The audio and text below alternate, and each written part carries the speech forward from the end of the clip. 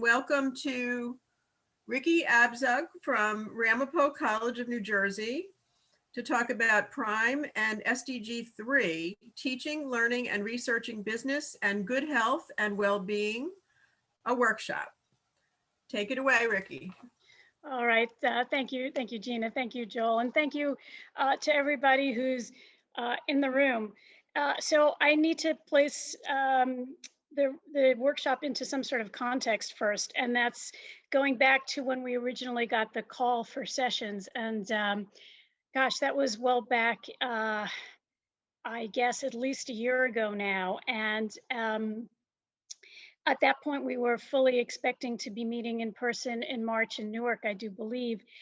And so I took very seriously this notion of putting together an interactive workshop. And of course, that was well before the pandemic and well before we went remote. So I still had my workshop brain set with me and came up with this session with that idea in mind. And I'm not quite sure how much of that's going to translate well to the remote environment. So we'll see what we can work through. Thankfully, I only have a half an hour of your time. So if the workshop piece doesn't work out, I'm hoping that I'll at least get us thinking and inspired by the time we move on to the next session. So anyway, indeed, I'm here to talk to everybody about the integration between PRIME and the SDGs in the classroom and in business schools and universities writ large. And this is something that I've been trying to do personally in the courses that I teach for a couple of years now. And some of this workshop came out of a capstone course that I've been teaching now for, I guess, about 10 years, well before the SDGs came into being, but with inspiration from PRIME. And what I do in that capstone is half the course is on analysis, but the other half of the course, basically each week we take on a different SDG. And we look at management topics focusing in on that SDG. Basically, what does business have to do with this SDG and what does this SDG have to do with business? And up until the pandemic, the one I struggled the most with was SDG3, which is good health and well-being. It was just not top of mind for any of my management students. I'm teaching this course at the undergraduate level, and all management majors at Ramapo College have to take this course. So in terms of sustainability mindset, it's not a management major that comes out of Ramapo College that hasn't had a semester to think about the SDGs and sustainability in their practice going forward. But again, I had no problem with SDG 8 with decent work. I had no problem with SDG 1, even poverty. But the good health and well-being, I was struggling to try to figure out how to integrate that. So this workshop was born out of that struggle. And of course, then the pandemic hit, and it's impossible for, I think, any of us to not think about SDG 3 in everything we do and say in the business classroom. So I come to you today sort of on the fence about whether this workshop is as necessary now as it was back then versus it's more necessary now than ever before. So in the little bit of time we had together, again, had we been all together in one room, I would have loved to know who's in the room and very specifically why you came to this workshop. What were your goals? Because again, it was supposed to be very interactive, and we'll see if we can pull that off. But what are the goals of the people in the room when you saw that title, PRIME and SDG 3, Teaching, Learning, and Researching? What did that mean to you, and what did you think you wanted to get out of that? Then if we can try to figure out who's in the room and what your goals are, I'd love to do that. Maybe we can do it through the chat. Then I wanted to introduce some frameworks that I've found helpful in integrating PRIME and the SDGs. And as I said, I do it in my class, and I've been doing it since 2015, and I had access to the SDGs. So I can show you a couple of things that I've pulled that have been useful. And most of them come from that blueprint that just came out about integrating PRIME and the SDGs, which I found absolutely invaluable. Then I want to introduce you to SDG3, just so we're all on the same page about exactly what this means when we're thinking about it in a teaching, research, and learning context.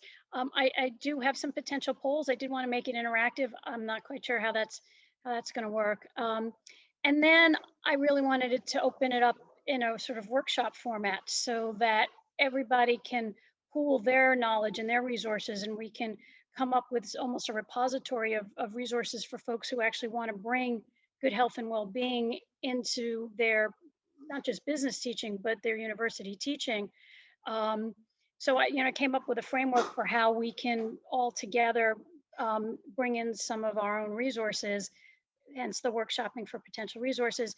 And then I was hoping we would do some breakouts and then come together and report out some of the promising avenues, because you all might even be doing SDG3 in the classroom, but never labeled it as such. And maybe just all of us putting on that mindset will help us to bring it all together.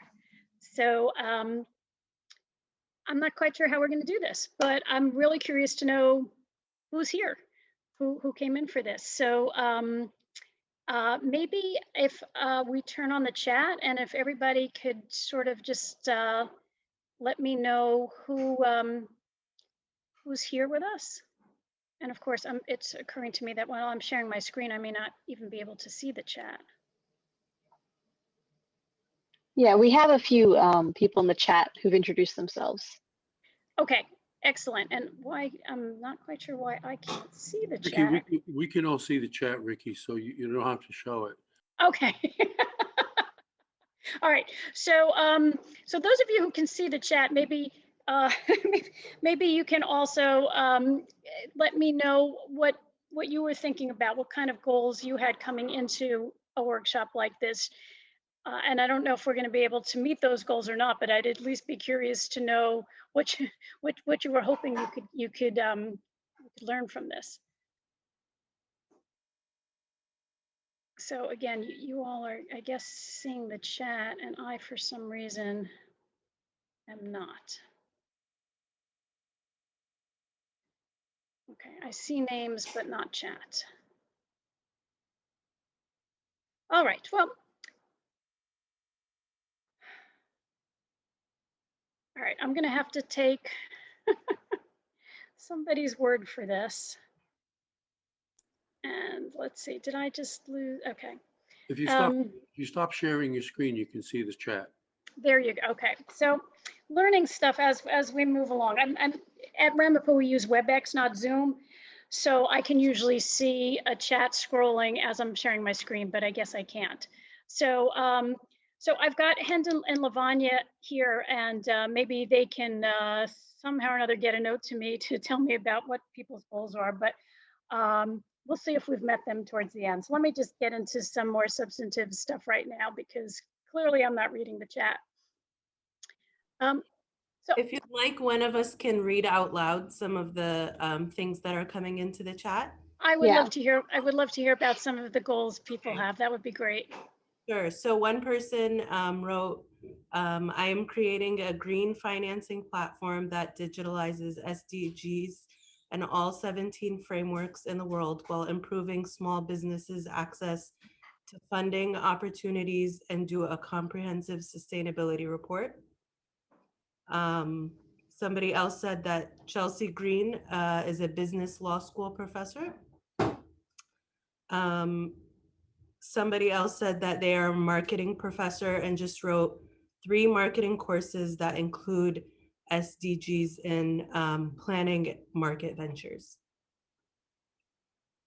Okay, well, I thank those of you who did. And again, had we been in a classroom, there is no way that I would have let anybody fade into the background. I would have made sure that every single person in the room introduced themselves and told me their goals.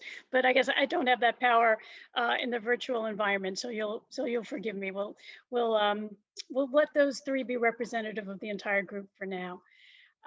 So anyway, this is one possibility for a framework that I had seen and thought was particularly useful. And this is, I was thinking that as I was putting together the sharing of information report for PRIME for Ramapo, I was thinking about how do I bring together the different principles of PRIME with the SDGs. And immediately it occurred to me that you know, one way to do it, of course, is just an array. And each of these boxes, of course, could be filled in with what the school is doing in terms of, you know, the purpose, values, and methods that we adhere to at Prime, the research and the partnerships, and then look at each of the 17 sustainable development goals across the top. And of course, obviously, each of these boxes would be filled with whatever the school was doing. And this would be a great way to sort of map out where there were holes. And of course, in this particular talk, you know that I'm most interested in column D over here, which is how my school is going to fill in here. But, you know, again, that's not to say that eventually I could easily see a session like this with, you know, every single one of the 17 SDGs arrayed against the 6 prime principles. Yeah, according to the blueprint for integration, again, we know that we can integrate the SDGs into our whole business school mindset at the level of the entire school. And we've heard a lot of presentations about how folks have done that. You know, certainly at the department level and maybe the program level. So, you know, the MBA programs, the joint programs, the undergraduate program, and then again at the individual academic level. So what individual academics are doing to integrate Prime and the SDGs into their practice. And that's their teaching, their research, and their service practice.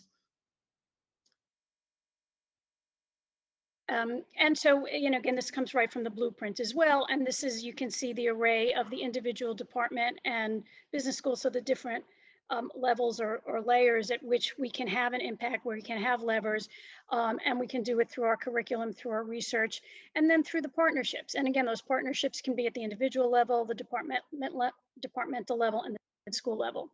And so basically what I'm thinking about is taking this entire grid and putting it up against each of the 17 SDGs for the entire school, and then array that, you know, the curriculum, research, and partnerships to some degree maps on to the prime principles. The purpose and the values are sort of overarching, but then we've got the teaching and learning, the research, and the partnerships. So we've got the last 3 of the prime principles here. So all of this is the sort of general mindset with which I approach both my own classes. I'm trying to get my whole department on board, but we try to do it at the school level as well.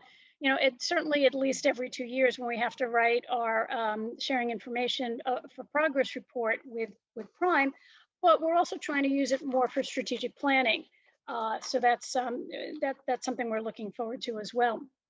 So now let me get to why you came to this workshop, and that's SDG3, zeroing in. And again, in October or September of last year, when we first put this together, SDG3 was just not something I could easily find out a lot about in terms of where it intersects with business and with management education. So this workshop in some ways was a cry for help. I didn't want the kind of help I got with the pandemic, but now that we have it, we may as well use it. You know, the little bit that I've seen on SDG3 and management education, I found from the SDG compass. And, you know, this is the idea that, you know, at a very minimum, business has responsibility to respect all human rights, including the right to health. So, you know, it's from that notion that, you know, I think springs forth a concern that businesses should be much more involved and paying attention to SDG3, good health and well-being. You know, obviously small, medium, and large companies can benefit from and contribute to achieving healthy societies. And this is going to be the tension. It's throughout. It's what businesses do within their boundaries for good health and well-being, and what businesses can bring outside of their boundaries for good health and well-being. And I think that there's potential to teach and research on both of those. There's a number of different fault lines that I'll talk about. So again, this is zeroing in on SDG3 from the business perspective. So now I don't know if this is going to work, but before I get to that, just in case anybody needed reminders, because you don't eat, sleep, and dream SDG3. you know, a lot of the health and well-being targets are really about society writ large, and we have to be a little bit creative when we think about what business can add to that. I mean, there's certainly what business can do to make sure that they don't harm. So do no harm is going to be a key part of that. But even at that, I want to point out, especially 3.4, and I'm looking for, okay, right. By 2030, reduce 1/3 premature mortality from non-communicable diseases through prevention and treatment, promote health and well-being. I know it's 3.3, obviously. By 2030, end epidemics of AIDS, tuberculosis, malaria, neglected tropical disease. Oh, and by the way, and other communicable diseases. You know, here's the one that when I put this together in October, it was like, oh, geez, what could that possibly be? And of course, you know, COVID-19, you know, puts itself right in here. So, so right in the SDG3, we see that we've got to be paying attention to good health and well-being, because if we don't, it will come and haunt us anyway. And again, you know, a lot of these are particularly important for the Southern Hemisphere immediately, but most of these are important, you know, across the world and for businesses in every country. You know, reducing the number of deaths and illnesses from hazard chemicals, air and water. And again, this is both inside the organization and the organization acting upon the society. So each one of these, there's a hook for business, and could easily blow up to be an entire module in a class just on business and the SDG3s and SDG3. So here's where I would have paused to take a poll. And Hent and Lavanya, do we have the capability to do such a thing? Yes. Yes, we do. Okay, so given my overblown introduction, before this session, had you ever taught about or learned about SDG3 in a business classroom? I think only the host can actually start a poll, because as a Okay. co-host, I don't see that option. But of However, course. there are reactions, so we could get a reaction from the chat using those buttons. Okay, absolutely. So I will have you all report back to me what that what that looks like, what folks are saying about whether they'd ever encountered SDG3 before. In the participant screen for everyone, they could put a check or an X next to their name. You should be able to see that, Rikki. Okay, so if I go to participant, I should be able to see it. Let's see. If everybody, I can. I love that. Okay, excellent. so if everybody just puts an X or a check next to the name, you'll be able to see the percent that have thought about it in the business school classroom. I'm looking for my name. Oh, here it is. Okay, terrific. All right. So if everybody quickly does that, you should be able to scan. Perfect.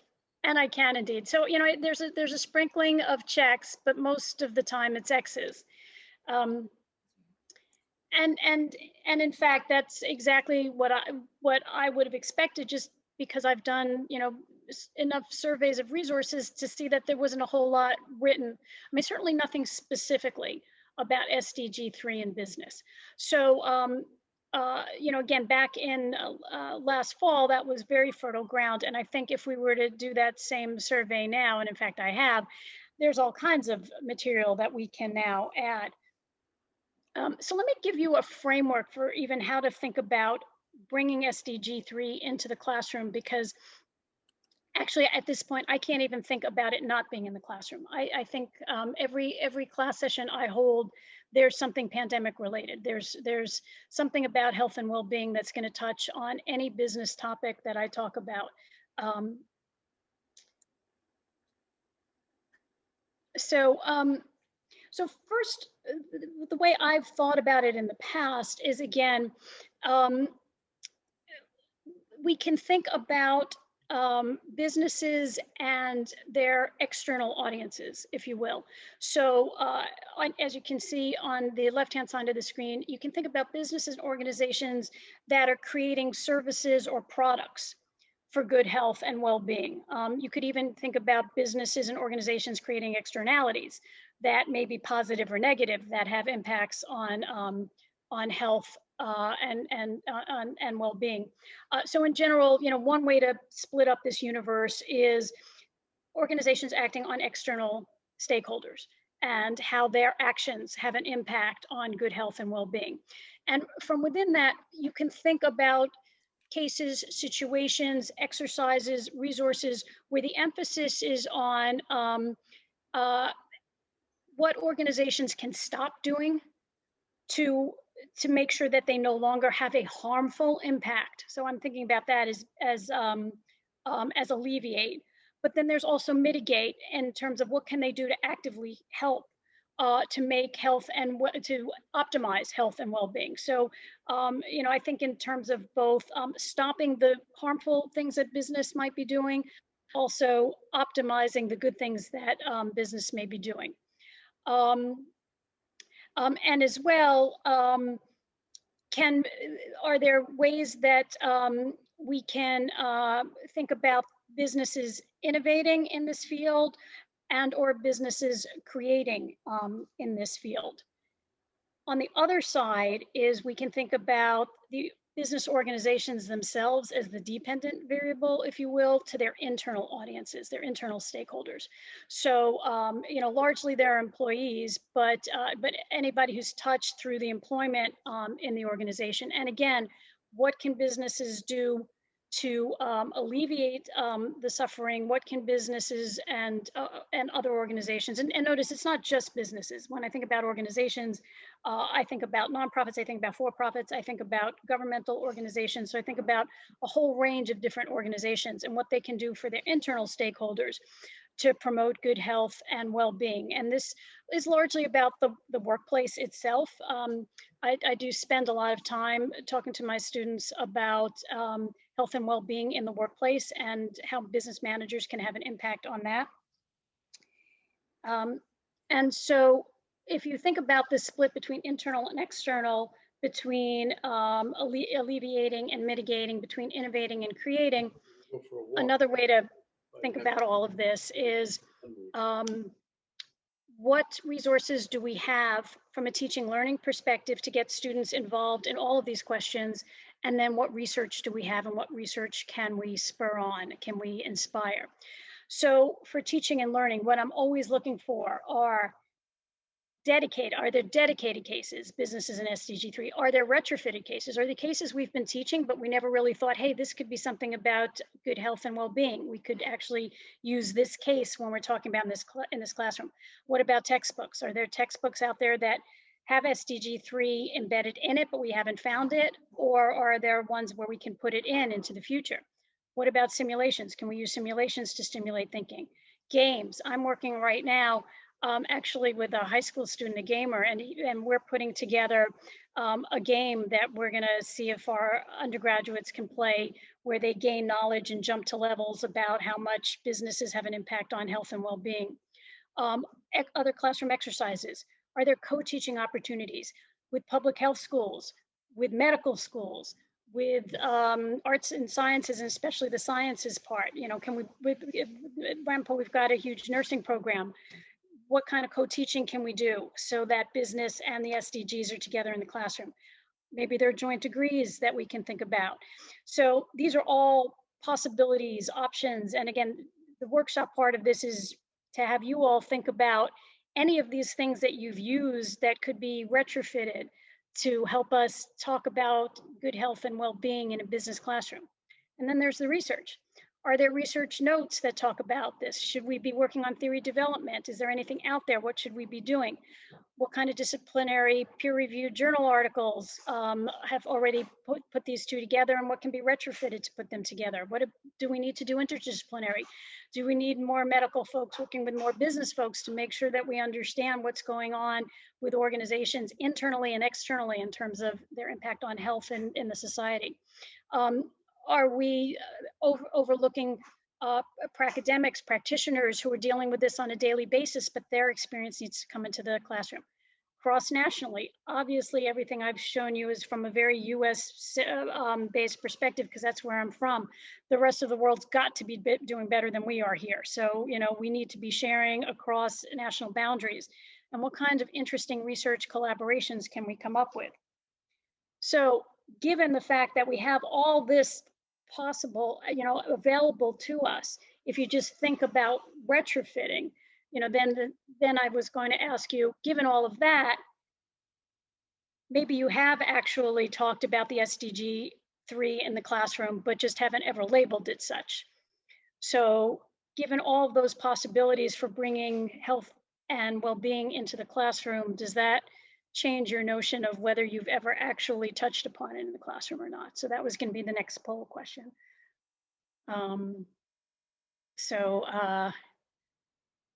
You can add some X's or checks if you'd like to see if you've changed your stance on that since then.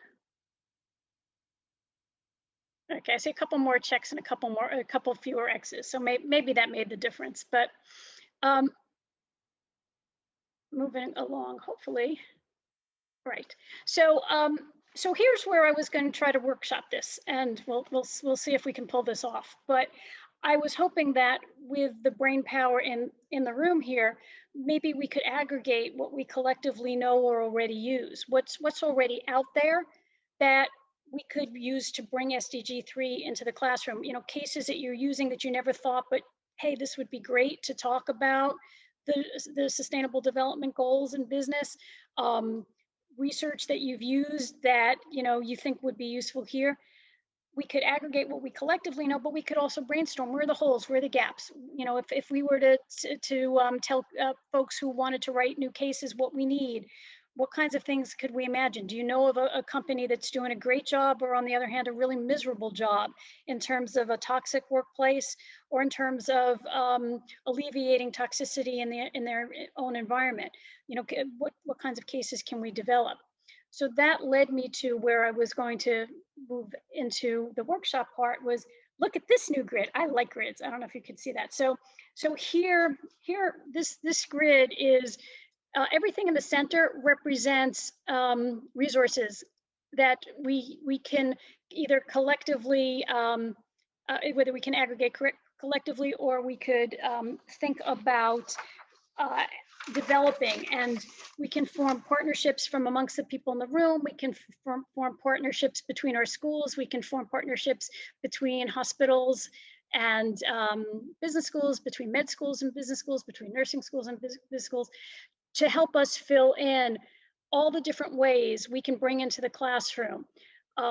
First, the notion of businesses, their markets and their products and their local clusters. And from here, I'm borrowing from Porter and Kramer's Creating Shared Value, which is the framework that I often use to think about businesses' impact and how they can make a difference with the SDGs. So anything that the business can do to its external stakeholders, whether by shaping markets or ideally responding to market needs, what kind of products do we really need that would be helpful? Whoops. And then cluster development in terms of what kind of partnerships.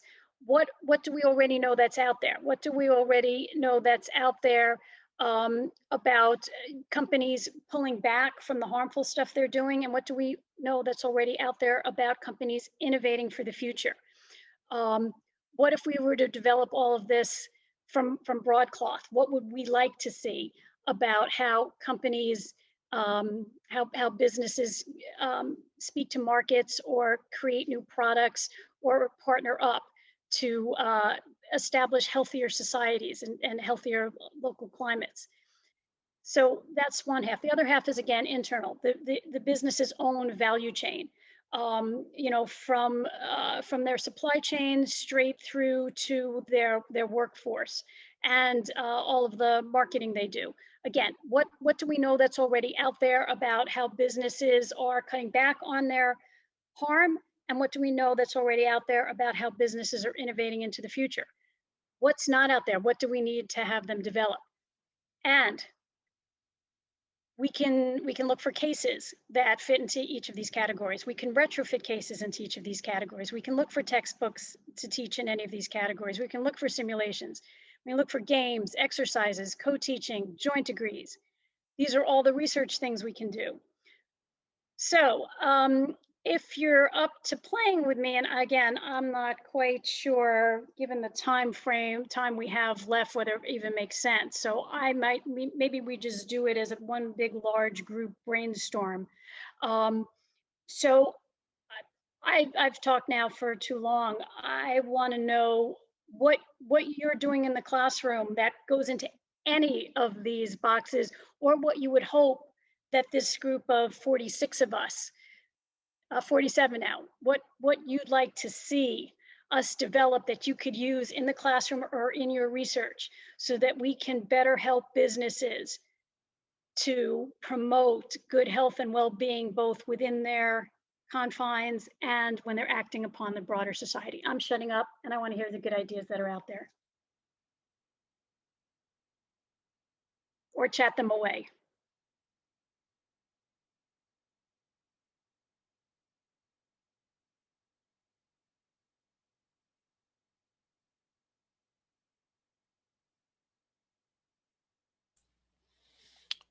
So Rikki, I want to remind you, if you don't stop sharing, you won't be able to see the chat. And actually, I'm looking, and with the participant, I have some chat here. So I have found my chat finally. And so I'm seeing spirituality, which would be beautiful in here, for instance. So Rikki, the PRME website, I'm on the PRME Champions group, and they are working on building out their repository. You probably know about the repository. I don't think it's fully populated yet, but there's some stuff there. So there's all kinds of different cases, experiential exercises, and so on that are being populated. I'm sure over the next year, there'll be a lot more things available for us to use in our classes. And you can also, they have a way of vetting content. If you want to share your content with them, you can also do that. So you can also create content and share it on the repository. Just information, that's all. Which is, that's absolutely brilliant. I mean, I also, there was a session yesterday about the SDG Academy. So I immediately, went to check that out for SDG3. And again, I'm getting the sense that a year ago, nobody was talking about SDG3. I shouldn't say nobody, but increasingly, I think we're going to see a huge explosion because of the pandemic in the intersection between businesses and good health and well-being. So yes, so thank you, Dil. I absolutely want to go back to the repository. In fact, I think I asked in another session, how do I get stuff into the repository? Because I do have a backlog of stuff that I've been using as well. So if you're just looking to brainstorm, I don't know whether you've tried this, but as you talked about this, it occurred to me, the food companies are a big culprit in the US anyway. So I don't know whether any student groups have engaged the large food companies to talk to them about how they can contribute to better health and well-being in society.